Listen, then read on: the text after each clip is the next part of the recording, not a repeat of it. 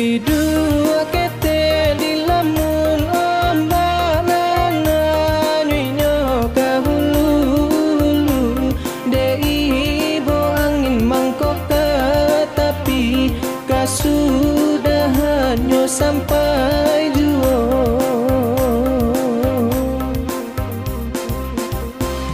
pandai